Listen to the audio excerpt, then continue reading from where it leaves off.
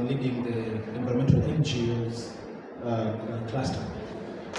Throughout this summit, of course, since we started from the previous or pre-summit events, there have been issues that have been quite consistent, even in the negotiation, even in the meeting rooms, and that I also want to highlight and emphasize, and we hope that it's going to be well captured in the declaration. And one of those is around the issue of debt.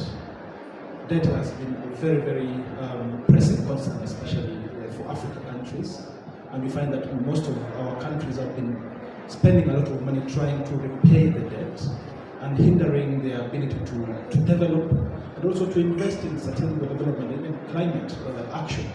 This is not fair for Africa, especially borrowing to even address the issue of climate change that we ourselves have not caused.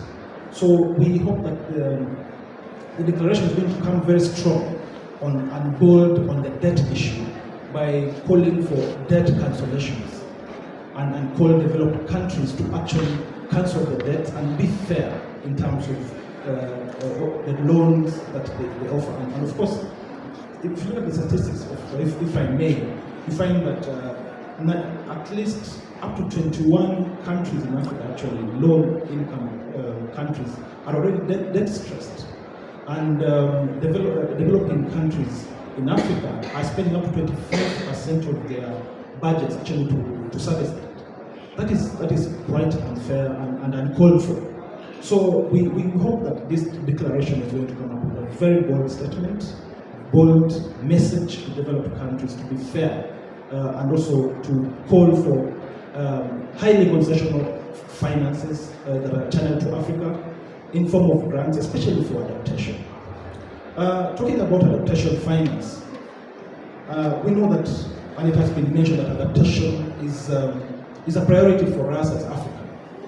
And when you talk about adaptation, we are talking about our survival, we're talking about farmers, we're talking about fisher folks, we're talking about women, and we cannot gamble with adaptation. What do I mean? There have been a lot of talks about private finance support to finance adaptation. There have been talked about concessional loans or non-concessional loans financing adaptation. This is not what we want as non-state actors. What we are calling for is non-debt generating finance instruments to finance adaptation, because you cannot finance adaptation through loans, and you cannot do business with communities, because this is about their survival. Having said that, we call for the Africa leaders, the declaration to be bold on putting to task developed countries to actually fulfill their commitments, starting from the doubling of adaptation finance that was agreed upon in COP26. We want them to put them to task, especially in COP30, for them to be able to be account for the doubling of adaptation finance.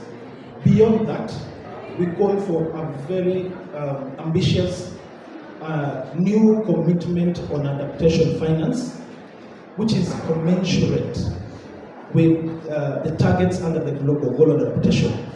As we know, the Global Goal of Adaptation indicators are supposed to be finalized in COP30. And one of the key elements we've been pushing for are means of implementation indicators. But it doesn't stop there with indicators. Indicators for what? To measure what? So we need to finance a finance target that is actually commensurate with the targets. And of course, a very, very comprehensive package on adaptation at COP30. So we are calling for them to be bold on that issue. And of course, also re-emphasize the need that the fact that we want this finance to be grant-based finance and developed countries to fulfill the Paris Agreement. Article 9.1 talks about developed countries providing finance to developing countries, and they should actually be able to implement this. So that's what I have to say on adaptation, Philip. But of course, as we think has directly put, we hope that this document is going to form the basis of our engagement, of African leaders' engagement, of the AGM, engagement beyond the Africa Climate Summit and form the basis of the negotiations.